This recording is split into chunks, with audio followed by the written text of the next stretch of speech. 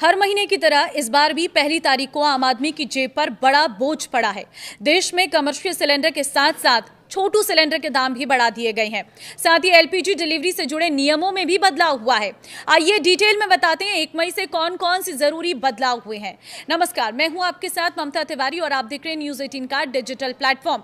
सबसे पहले बात गैस सिलेंडर की।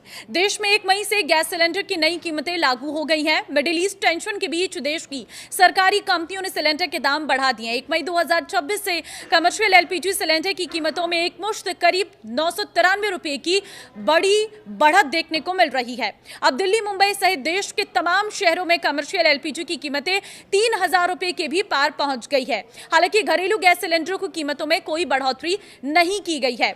आज 1 मई से राजस्थान की राजधानी जयपुर में कमर्शियल सिलेंडर का रेट 2031 रुपये की बजाय 3099 रुपये हो गया है। सरकार ने 1 मई 2026 से कमर्शियल सिलेंडर के दाम में तो बढ़ोतरी की ही थी, साथ ही 5 किलोग्राम वाले फ्री ट्रेड एलपीजी एफटीएल सिलेंडरों की कीमतों को भी बढ़ा दिया है।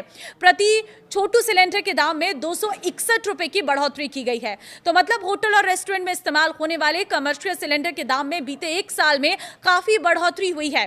बीते अप्रैल महीने में भी कमर्शियल सिलेंडर के दाम बढ़े थे और इस महीने में इनके दाम और बढ़ गए हैं। इस साल कमर्शियल गैस सिलेंडर की कीमतों में बड़ी बढ़ोतरी देखने को मिली है। तो इस लिहाज से देखें तो अब गैस सिलेंडर की कीमतें बढ़ने से होटल और रेस्टोरेंट का खाना आपको महंगा पड़ने वाला है।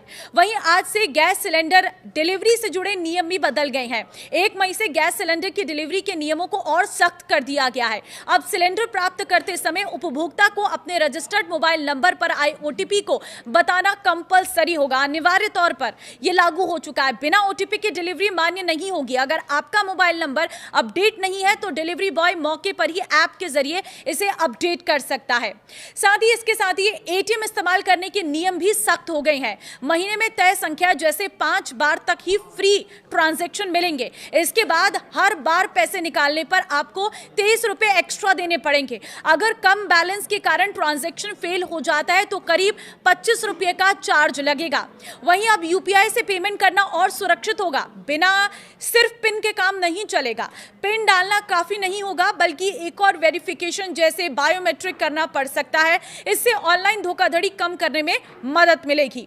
सरकार ने हवाई ईंधन एटीएफ के निर्यात पर 33 रुपए प्रति लीटर ड्यूटी तय की है। अच्छी बात यह है कि घरेलू फ्लाइट्स के लिए एटीएफ के दाम नहीं बढ़ाए गए हैं, जिससे हवाई किराए फिलहाल स्थिर रह सकते हैं।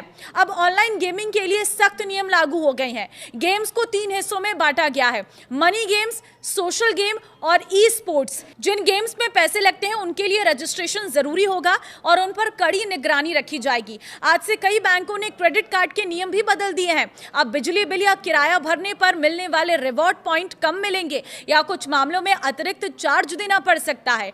तो ये है वो बड़े बदलाव जो 1 मई से पूरे देश भर में लागू हो रही हैं। ये सभी बदलाव आपकी जेब पर सीधे असर डालेंगे। तो इस वीडियो को आप जितना हो सके शेयर कर दीजिए ताकि सभी लोगों को इन बड़े बदलावों के बारे में पता चल सके, क्योंकि ये फाइनेंशियल लिहाज से बहुत इंपॉर्टेंट है, क्योंकि इसमें यूपीआई के नियम भी है, पैसे से जुड़े नियम भी है और सबसे महत्वपूर्ण चीज ये है कि अब सिलेंडर की प्राइस भी हाई हो गई है और बिना ओटीपी के सिलेंडर आपको नहीं मिल पाएगा।